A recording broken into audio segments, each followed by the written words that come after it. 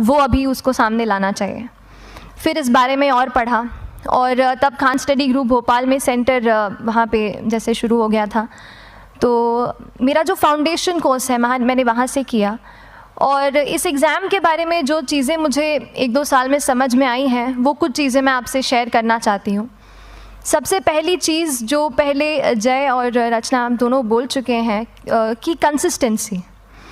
आप अगर दिन में, कई बार हमसे सवाल पूछते हैं कि आप कितने घंटे पढ़ाई करते हैं, तो देखिए घंटे मैटर नहीं करते। कोई 17-18 घंटे हमें नहीं पढ़ना है, इतना हम पढ़ भी नहीं सकते। एक दिन पढ़ सकते हैं, दूसरे दिन नहीं पढ़ पाएंगे। 5 से 6 घंटे ही आपको देने हैं या उतने निकालने हैं, पर वो जो वक्त आप अपनी पढ़ाई को देते हो, वो कंसिस्टेंटली आपको रोज़ उतना ही अपने पढ़ाई को देना है।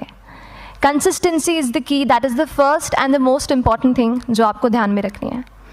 दूसरी चीज़ इस एग्ज़ाम में मुझे लगता है इक्वली इम्पॉर्टेंट है, क्योंकि ये जर्नी लंबी होती है। जैसे एग्ज़ाम ही 1 साल तक चलती है, आप प्रीलिम्स देते हैं, फिर आप मेंस देते हैं, आप इंटरव्यू में जाते हैं पर्सनालिटी टेस्ट के लिए, तो एग्ज़ाम 1 साल तक खुद चलती है। उसके पहले मान लीजिए आप 1-1.5-2 साल पहले से प्रिपेयर कर रहे हो, तो ये जर्नी काफ़ी लंबी रहती है। उस जर्नी में मेंटली अपने आप को मोटिवेट रखना, अपने आप को बूस्ट करते रहना, वो भी इक्वली इम्पॉर्टेंट है। और इसीलिए अपने आप पर भरोसा बेहद ज़रूरी है।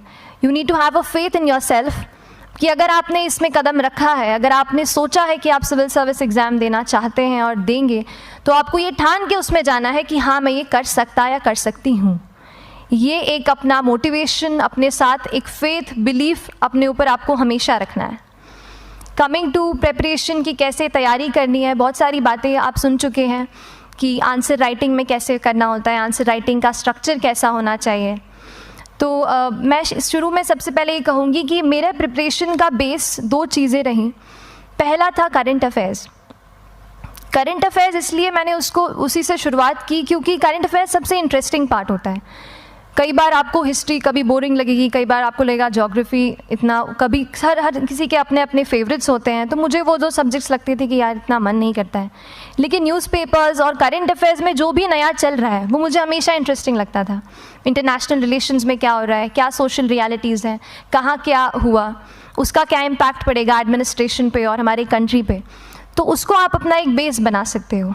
आप करंट अफेयर्स बेस्ड प्रिपरेशन कर सकते हैं, इसलिए भी क्योंकि अगर आप मेंस एग्ज़ाम देखेंगे तो काफ़ी डायनामिज्म आ गया है, केवल प्रीलिम्स में नहीं बल्कि जनरल स्टडीज़ पेपर 2, पेपर 3 में भी आप देखेंगे कई सारे ऐसे सवाल हैं जो करंट इवेंट्स से इंस्पायर्ड होते हैं, उन पे बेस्ड रहते हैं। तो जब आप न्यूज़पेपर बेस्ड, करंट बेस्ड पढ़ाई करते हैं तो वो आपका प्रिपरेशन वहाँ से भी कवर हो सकता है। दूसरी जो चीज़ मैंने जिस पे बहुत फोकस किया वो थी आंसर राइटिंग। तो आंसर राइटिंग का जैसे खान सर बता रहे थे कि आंसर राइटिंग की प्रैक्टिस बहुत की, तो उसके पीछे मेरा ये था कि जब मैं हमेशा प्रीलिम्स का कोई भी पेपर टेस्ट देती थी, हम मॉक टेस्ट देते हैं, तो मॉक टेस्ट देती थी तो हमेशा मेरे मार्क्स करीब 90 to 110, 120, इससे ऊपर मेरे कभी मार्क्स नहीं जाते थे।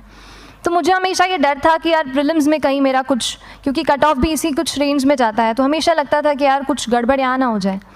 लेकिन जब मैंने आंसर राइटिंग की और मेंस एग्ज़ाम के बारे में जाना, तब मुझे लगा कि आंसर राइटिंग एक ऐसी चीज़ है, मेंस एक ऐसा फेज़ है सिविल सर्विस एग्ज़ाम का जहाँ पे आप अच्छे से तैयारी कर सकते हैं। And if you have written the answers, if you know कि you have covered the points well, if you have included उसमें कुछ आपने facts, international reports, government schemes, आपने कुछ ऐसे उसमें सॉल्व भी डाला है, तो जो रिज़ल्ट आएगा वो सेटिस्फैक्ट्री ही आएगा, अच्छा ही आएगा।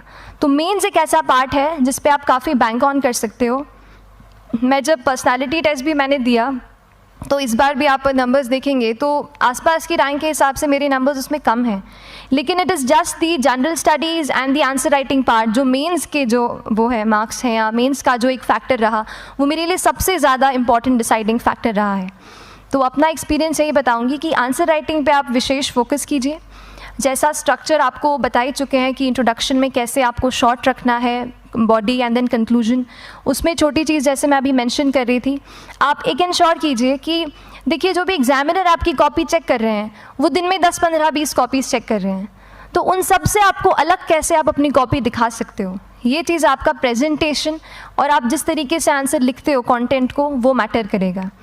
आप इंश्योर कर सकते हैं कि आपके आंसर में कुछ फैक्ट्स, गवर्नमेंट की स्कीम्स, कुछ कमिटीज़ बैठती हैं, जैसे एक प्रिवेसी पे जस्टिस BN श्रीकृष्णा कमेटी की रिपोर्ट आई है, तो आप मान लीजिए आपको कोई प्रिवेसी पे सवाल आ गया तो आपने उन कमेटी का नाम कोट कर दिया। ऐसे बहुत सारी कमिटीज़ होती हैं। कुछ इंटरनेशनल रिपोर्ट्स आते हैं। इंडिया का मैप आप बना सकते हैं। मैंने सीख लिया था कि 10-15 सेकेंड्स में कैसे जल्दी से मैप बनाना है और उस पर कैसे पॉइंट कुछ करना है, कुछ लोकेट करना है। तो ये कुछ ऐसी चीज़ें हैं जो आपके आंसर्स को एनरिच करेंगी और प्रेजेंटेबल बनाएंगी। तो इस तरीके से आंसर्स पे जैसे हम क्लास करते हैं, लेकिन उसके साथ साथ आपको ये कोशिश करनी है कि 1 से 2 आंसर पर डे आपको ज़रूर लिखने ही लिखने हैं, apart from the test series that you are doing. Answer ना केवल हमारी एक लिखने का हमें समझ आता